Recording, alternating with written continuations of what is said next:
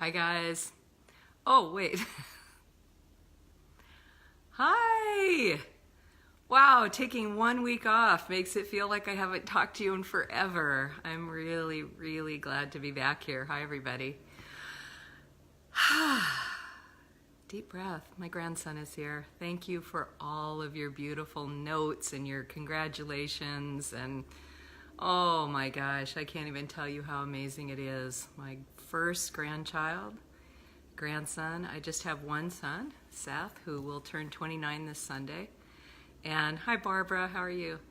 And he and his beautiful wife, Megan, just had their first baby boy, Everett George McGinnis. And if you go on my Facebook page, you'll see a picture of him with me. He's the sweetest little thing in the world. And all of you who are grandparents said, oh my God, get ready for this experience. And I won't go into it right now, but I was blessed to be able to be in that room with Megan and Seth and her mom for several hours, for a big chunk of the day until afternoon time. And I can't even tell you how grateful I am. It makes me teary to say it, to have just witnessed such intimacy and the love between them, and to remember what it's like, all of you here, to go through the birthing of your own child. It's such a strange, yeah, Christine, it's such a strange feeling to remember being in that room, birthing my own son, and then watch this beautiful man in the world, having his own son. It's just like I can't even get my head around it right now. So I'll just kind of stop right there. It is amazing. This little boy is the sweetest thing in the world. I know we all say that. One of the greatest gifts, though, to me, besides this little grandson, is watching my son and Megan, his wonderful wife, just already be such beautifully loving, calm, like just super calm parents already. Figuring out how to do things and doing it so calmly, so kind of just with this calm confidence and humor and lightness, and they're such a good team. I don't know, I look back and I think about, when his dad and I had him and we were so excited, and I don't know if I was that calm trying to figure out how to nurse, or if Scott was that calm. I don't know. I just know that it's such a gift to watch these two already just be such great parents. And so he's 2 days old, and they get to go home from the hospital today, and they're super excited about that. And now we get to all just, start to live this life with this little boy as an added, gift of love into our lives. So, yay. Okay, so we're going to talk today about, which really fits into this having a grandson and then this conversation I overheard in Starbucks, this topic of being inconvenienced. So let me just say hi to a couple people, and we're going to jump right in, okay? Because I think it's such an important topic. Hi, Kevin. Thanks for being here. Hi, Christine. I know babies are the best. Hi, Sarah. Thank you for the good morning, Grandma. Oh, I know. Hi, John. Oh, so much fun. Hi, Barbara. I'm glad you're here. Okay, so here's what we're going to talk about. And then here's how this came up. I was in a Starbucks getting coffee for all of us to bring to the hospital. And it was early in the morning because, I needed to see my grandson. And, I heard this woman talking to another woman and just going on and on and on and using this word about being inconvenienced, how inconvenient, her child had been that morning trying to get him ready to go out the door because he wanted to show her this art project, how inconvenienced she was because her husband had forgotten that he needed some shirts or whatever, and he'd asked her if there was any way that on her way out the door she could drop the dry cleaning off, and how inconvenient she was about all these things that were going on. And I said in my newsletter, which I hope all of you have signed up for and get, I said in my newsletter, truthfully, in the past, that kind of negativity and going on and on, especially around a word like inconvenienced, would have irritated the out of me. It really would have. Like somebody going on and on and on about he's inconvenient, she's inconvenient, and this is inconvenient. It would have really irritated me. And I didn't feel irritated. And yes, granted, my heart's blown open wide because of this beautiful experience and this little boy in my life. So that was going on.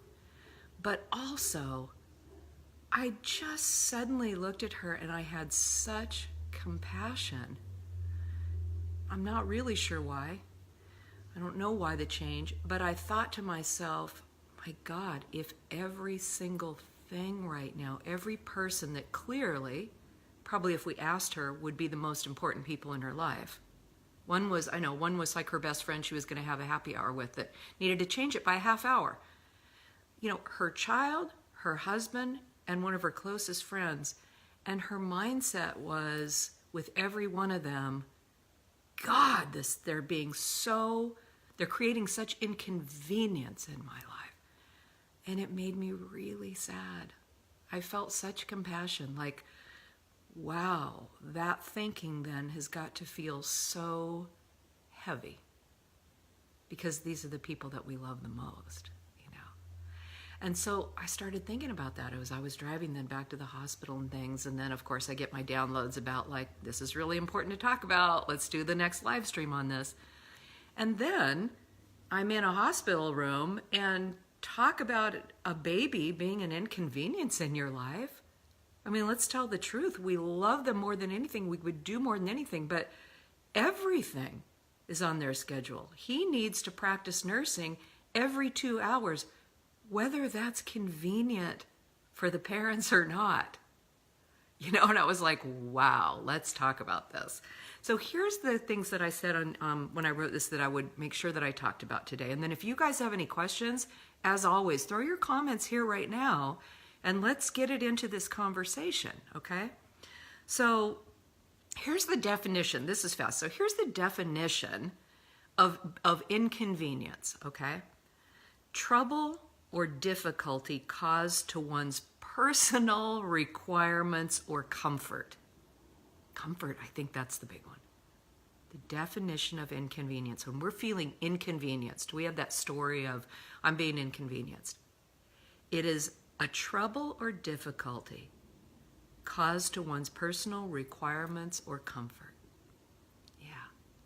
And I think where we fail a lot is in that comfort piece, where we get to the place where we're like, I wanted to simply be comfortable and put my feet up right now. And you're telling me that you want to have a conversation about something and figure something out for tonight or whatever. And that's not convenient. It's not working with the comfort that I wanted. Fascinating to me. So here's what we're going to talk about today. When do we naturally start to feel inconvenienced? I think we naturally do around certain things. I do. Let's talk about that. Let's talk about, I know the question then always comes back to boundaries and things like, aren't we supposed to honor ourselves and set boundaries around our nose? So how does this work with feeling inconvenienced? I think that's a really great conversation that we need to have. 3, let's talk about, is it really an inconvenience or is it an opportunity for personal growth? We always, no matter what the topic is here, I'm always going to say the first thing we do is go right to ourselves and we look and we say, any opportunity here for me to grow, to stretch? Anything here first for me before I decide what my behavior, my actions, or my thinking is going to be? And the last is the beauty from allowing less resistance and more actual fluidity into our lives.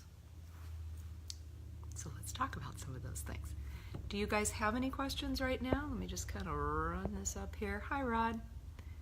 Do you guys have any questions about any of this that you want to make sure that I, address? If you do, please just write them right here, and while I'm talking, I'll kind of look and see. So let's look at this first one. When do we naturally start to feel inconvenienced? If you want, you can write them right here when you naturally start to. Here's some really normal ones that I know myself, or I've had people say, or I'm listening to this woman in Starbucks or whatever say. I think that they fall into some different categories. One is kind of the out in the world thing, the inconvenience. I've heard people say that they feel incredibly inconvenienced when they're at a mall and they swing out of a store or something and somebody's walking really slowly in front of them. Maybe somebody's got a limp, or somebody's walking with the tiny little baby or whatever, and they're trying to get somewhere, and this person suddenly in front of them is walking incredibly slow. And it's like you're behind there going, trying to get, and it feels like such an inconvenience. We can translate that right over into, how about driving? You know, have you ever gotten behind somebody who's driving like 10 miles an hour in a 40? How inconvenienced do you feel? Yeah. You know, some of these out in the world, we just sort of can go, okay, it's inconvenienced, but also we practice things like breathing and relaxing and really saying, is it so important that I arrive at this destination 5 minutes later than I thought? And I think it's important for us to work on that, for our own self to calm down. The areas that I think are so important that this sense of inconvenience naturally happens in is with the people that are most important to us. Our children, for sure. Any of you who have kids know that feeling of when you're like, are you kidding me? This is the most inconvenient time for you to something, right? Yeah. This is the most inconvenient time for you, like this lady, to want to show me this little art project that you made and explain every detail of it, this little boy who's 4 or whatever, when we are trying to get your shoes on, get you out the door, and get you to preschool because I need to get to work. This is the most inconvenient time. Let me think about with Seth, inconvenience. Boy, you know, when he was littler and really, really wanted to go splash in puddles or do whatever, and from wherever we were going at the park, we were going to go have dinner with somebody. And it was really inconvenient for me to allow him that type of playtime instead of have him just run around the park, go down the slides, and then we could go. I said in my newsletter, this one actually kind of makes me feel a little choked up inside. Hi, Dallas. Hi, Soke. My mom was in a care center for a lot of years. She had Parkinson's, and she lived out of town. So it was, you know, over an hour drive. And I was a single mom, building a coaching practice. So I worked most of the day from home office, had a pet, all those things. And I most weeks would drive down there twice a week. I was her guardian, her legal guardian, and really just visit, hang out, be with her. I wanted to see her, give her company, play any kind of games or anything with her. She went in and out of some hallucination stuff, and sometimes she'd be clear. I had shopping to do for her. I had clothes I needed to buy for her. I just was in charge of most things. And then my brother was a support too. But you know, I wrote in my newsletter that I am sad to say that a lot of times when she would ask something else of me, like, could I stay through lunch, which was honestly at this care center never really a very fun thing. The food smelled, it just, I don't know, it just was not my favorite thing, I should say. And her making that request of me sometimes felt like an inconvenience. I would have been there for half a day already. I would have in my head that I had what I wanted to get done down there and what I needed to do for her before I left, and the time that I wanted to get back home. Most of the time I wanted to get back in before Seth got home from high school, and I wanted to get dinner started. And I would view sometimes those requests of hers as an inconvenience. You know, and that makes me really sad to admit that, but I think sometimes that's what we do with the people that we love the most, our kids, an aging parent, when they need or want something and it feels inconvenient. And then certainly, I'm a relationship coach. We're here always talking about partners, spouses, when we're dating someone, that kind of thing. Isn't it fascinating when we're dating somebody, how we rarely view anything that this person does as an inconvenience? Can I get a thumbs up or a heart if you can relate to that? People tell me this all the time. Geez, when we were first dating, when it was the first 6 months, we talked about everything. We were open about everything. We were calm with each other about everything. I know, lots of thumbs up on that, right? We just swung with everything. Like we didn't make an issue or a problem about anything. Nothing felt inconvenient. It was just like, oh my God, I'm so sorry. I know we were going to do this thing and I just found out they want this presentation by tomorrow, so I'm going to have to stay an extra hour. It means I'm going to be late for the movie. And we're like, no problem. Not inconvenient. Okay, what? Let's just stop right there. What is the difference then? If that exact same, nothing different, that exact same situation happens 3 years into the marriage, situation's exactly the same, why does that feel like an inconvenience, but when you're dating it doesn't? Go on, somebody tell me. And I've been there. Because one, we are, in the beginning, we are just focusing on our similarities, on our happiness, and on the love, aren't we? We are focusing on what we know really matters. We are so grateful to have met this person and to feel this connection with somebody and to feel this love just pouring out of us, that it doesn't matter what's going on, along with us wanting to really show up as our best selves. It's not just an image we're putting out there. We want to show up as our best selves. We want to be our best selves. And we're feeling loving, and so nothing feels like an inconvenience. And we swing with each other, and it's wonderful. Fast forward a few years down the road, and everything feels like an inconvenience. What do you mean you're going to be home late for dinner again? With our kids. Oh my God. Did you really just walk in here with muddy shoes? What do you mean? Oh gosh, we need to have a conversation about this. I'm tired. I just got home from work. All I want to do is sit down, have a beer. Can we not talk about this right now? I know you want to, but I'm tired. I don't feel like it. It's an inconvenience right now. This is such a hard thing. And it moves us to the second question. Because the second thing I said we discuss is, aren't we supposed to honor ourselves and set boundaries around our nose? Yes, we are. We are. It's our responsibility to take really good care of ourselves first. You've heard me say that over and over, and I believe it, and I mean it with all my heart. It is our responsibility to look at ourselves first and make sure that we are taking really good care of ourselves, mentally, emotionally, physically, and spiritually. Not to play a victim, not to be like, oh my God, I'm just giving and giving and giving, I guess I'll keep doing it. No, it's our responsibility to take really good care of ourselves and to say no to something when we really know that our self-care and self-love really requires a no right here. So what's the difference? Let's make a really clear distinction here, because I think this was how I got it confused. In earlier years, I got it confused because at the time that I kind of showed up the poorest in this way and really felt like everything and everybody was an inconvenience is interestingly when I was doing my really deep personal work.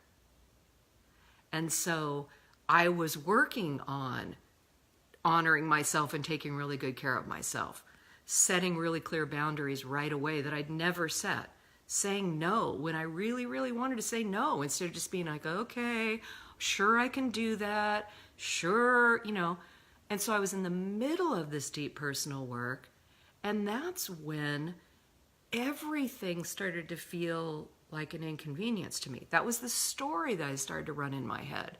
And so you hear me say this every week when I do a live stream. Grab your journal right now. The thing we're going to star today is how important it is to make this really clear distinction between something that we check in with ourselves and really go, you know what? That's a no for me right now. That giving or being or doing or whatever would really, truly not be in my best interest right now. I don't have the bandwidth. I don't have the right frame of mind. I need to take a walk first. I'm not up for this conversation with this person, whatever is going on. And separate that out from a way that we automatically then shift over into what we said the definition was. Trouble or difficulty caused one's personal requirements or comfort. Where we're simply going like, yeah, I just kind of don't feel like that right now. Where we're really being a little not self-honoring, but a little self-centered. If we're going to be loving and have meaningful connection in our lives, it cannot be on our terms only. You're getting lots of thumbs up on that. And I honestly believe that we confuse this. And that's why I really wanted to talk about this today.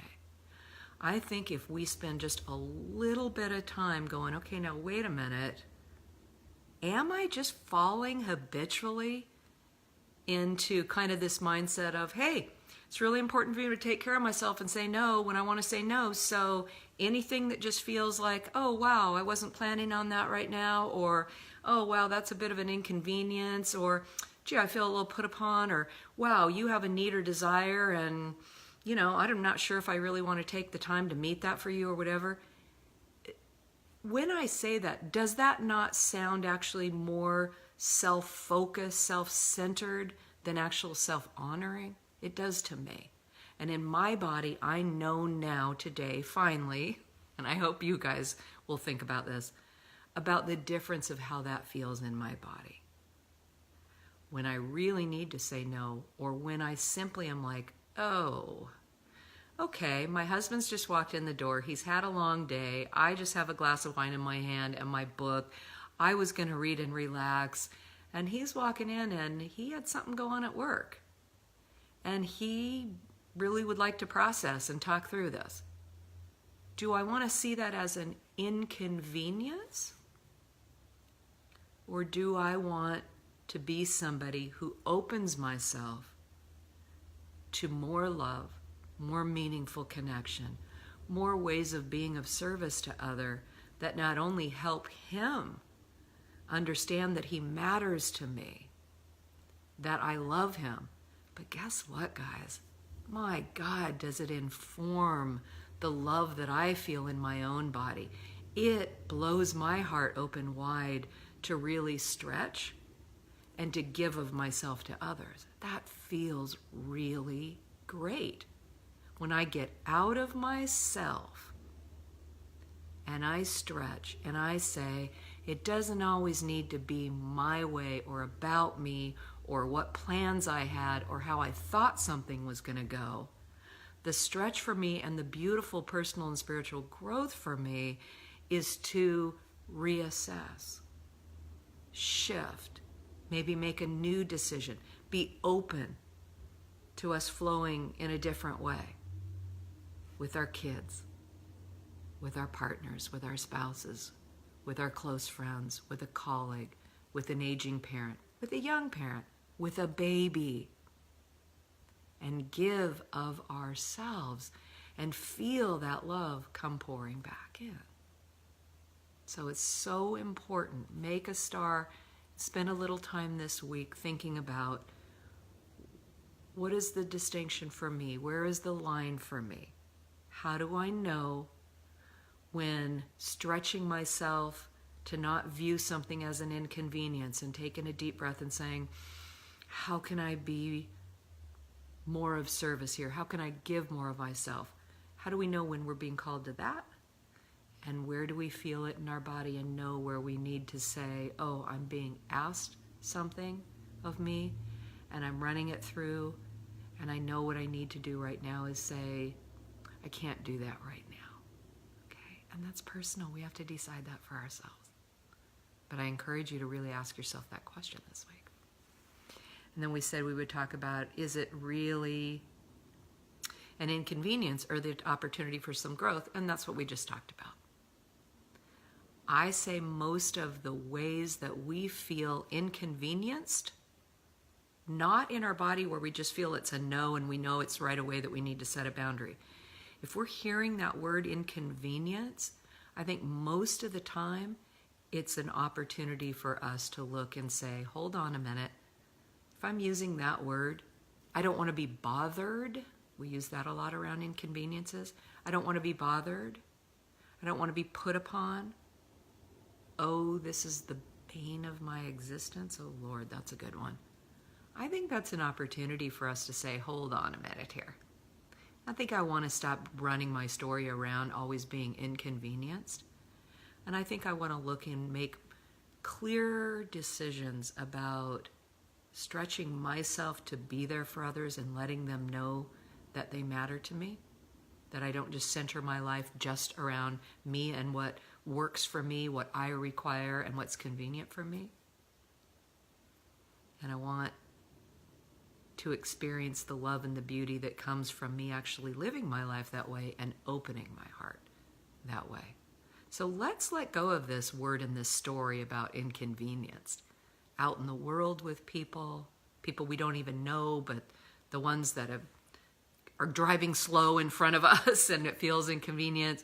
The child who's wanting our attention because they have a story they want to tell us that we say, oh my God, this is the most boring thing I've ever heard in my life, and they want to go into great detail. The spouse who's doing something that feels inconvenient. Hi, Johanna. So let me look. I've got one more thing I said I'd discuss, and it looks like I might have a question. So Christopher said, Barb, just the sound of your voice is so relaxing. Thank you. Thank you for these little nuggets of wisdom. Thank you. You're making me think, Christopher, that I keep being asked to do more audios because people say the sound of my voice is really soothing. So thank you for that. And thank you for the reminder that I think doing some audios on some of these teachings where you guys could listen to them in the car. Would you guys like that? Let me know that. It is so helpful to me to know what is helpful to you. You know, I have told you guys before, I could talk forever about things. But if I hear from you that your voice is soothing, you know, I'd love some audios. The live streams are meaningful. You know, it would be really helpful for me if you'd talk about this. Any feedback is really helpful to me. I'm here to help you. I have 21 years experience, and it's not for me to just sit here and put a little crown on my head and be like, oh, look at me, I'm an expert. It's for me to take all of this expertise that I have and say, what do you want to hear about? How can I help you? So let me know how I can do that. Let me see what Jim said. Hi, Jim. So glad to have you here, my friend. To add to the inconvenience litany, Barb Beck, this morning I was out on my walk along the river. Whoa, hold on. Along the river. And a man with a spectacular black and white rescue dog walked past me in the same direction. I commented about the dog's lovely coat. He smiled and went on ahead of me. As he strode along, the dog began looking for a place to relieve itself. Every time the dog lifted his right hind leg to do so, the man jerked the dog away from the bush. This happened another 4 or 5 times until the dog finally outsmarted the man as he stopped, fully squatted, and did his full business. But while it was, the man tried jerking the dog away from doing it. Guess the man's action defined his character, all about his inconvenience. God, that's such a great example of what I've been talking about here today, Jim. That is such a great example of when I was saying sometimes when we're out in the world, we'll witness either ourselves feeling inconvenienced, or we definitely, like me with this other woman, will watch people feeling inconvenienced. You know, whatever was going on with this man, whether he was feeling inconvenienced because the dog needed to relieve itself, or inconvenienced because he didn't want the dog to get dirty or his coat dirty or whatever, we have a new dog. And I have to watch that.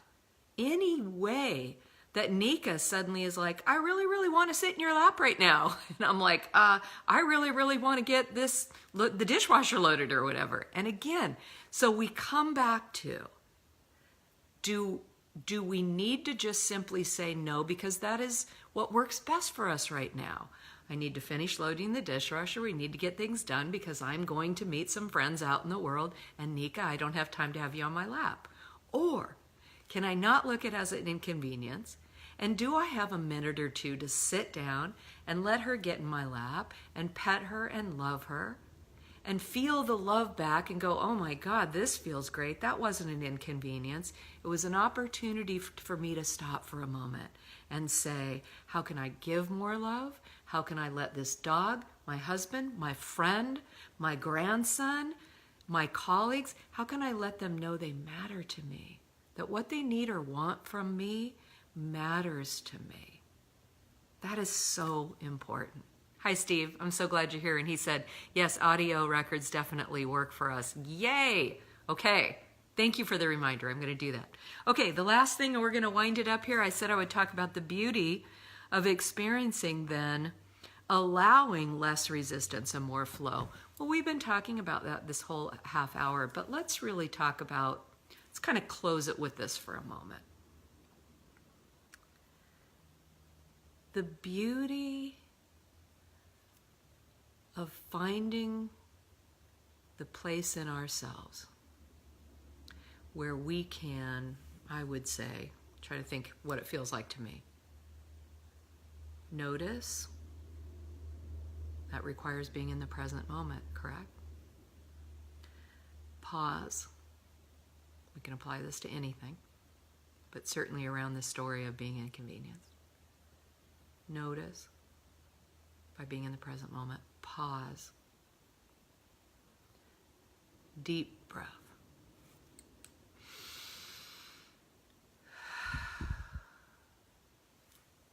And then whatever it is we're discussing, you guys, I've talked about this. Whatever topic is here, we can use this process. Right now, what we're talking about is feeling inconvenienced. So we're noticing, pausing, taking a deep breath, and we're asking the question. Am I feeling inconvenienced right now? Is that a story? Am I telling myself a story right now? That this person that I love, who is my partner, is inconveniencing me with something they need or want. That my child, who I love with all my heart, is inconveniencing me by having gotten his pants dirty or wanting to tell me a long, boring story about a fantasy character.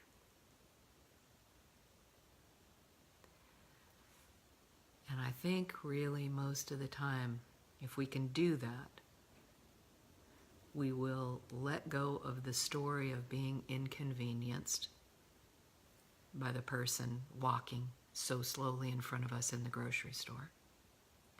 That pause and that deep breath will help us ground.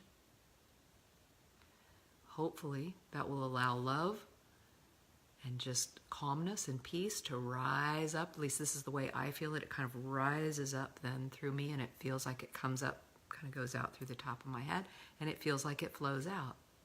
And I naturally find myself taking another deep breath. And then we know that the spiritual principle is we have to release.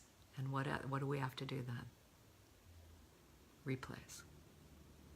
So we're releasing the story of inconvenience. We're allowing the love and the calmness to rise up and flow out, but we have to replace. And so around this, what we're talking about today, inconvenience, the replacement could be, this person is not an inconvenience to me. This request is not an inconvenience. That's an old story for me, and I let that go now. I willingly and lovingly and joyfully pause and give attention and time and an open heart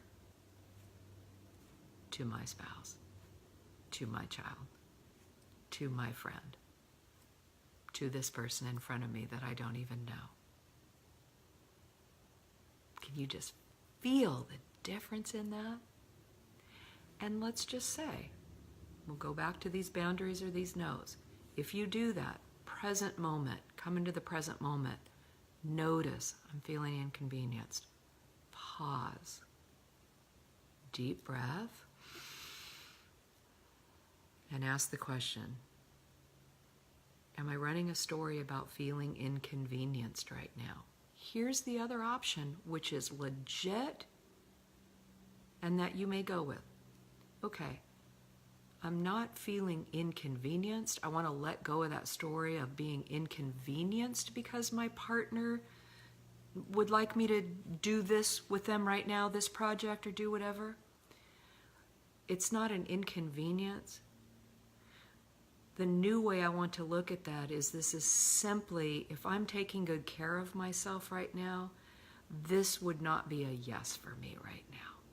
And so in the most loving way, instead of engaging in what they want me to, holding the mindset of, I'm feeling so inconvenienced, pisses me off, not good, or just setting a swift boundary and being like, no, not up for a talk right now, then we can lovingly say, oh, honey, you know what? Here's what I really need right now. I need 20 minutes to sit, have some alone time, pause, relax, and I would love then to hear about your day. I'd love to help you finish this thing that we need to get done tonight. I used to do that with my high school son. I wanted to be fully present with him, so most of the time I would listen. And when I really couldn't, I would say to my 16-year-old when he wanted to go on about something about John and Colin and blah, blah, blah, and I would look straight at him and I would engage like this, and I would say, hey, Seth, buddy, I want to hear what you have to say. It's really important to me. I want to hear about John and Colin and what you guys all did today. I'm going to finish getting this meatloaf done and get this done. And in 45 minutes when we sit down, I want to hear all about that, okay? Okay, that's how we do that with you guys. That's how we honor both and make that distinction between an inconvenience or maybe a time where we just need to say, here's how I think this would work better for me today, okay? So let's change our thinking. We'll end on this. Let's change our thinking from you are an inconvenience to me, to holding our thinking and our heart space, sacred space, saying, you matter to me, and you knowing that is important to me. Okay? Should we all do that and practice that this week? All right. Much love and peace and blessings to all of you. I am always so, so grateful to be here with all of you. And again, thank you for the suggestions on some of the audios and things. Whatever it is that you really need that you would find helpful or you think would be great for me to do or work on, a workshop, a particular full-day workshop, an audio, a live stream topic, if you want me to speak to your group or your organization, if you're ready for some individual, personal, private one-on-one coaching, I have 2 openings, May 1st. If this is the time, let's do some work together. Whatever it is you need, please let me know. I am here to try to help you with all of these love topics, everything from dating, relating, marriage, and if we have to discuss some sacred breakups, we'll do that too. All right. Blessings to all of you. Love you.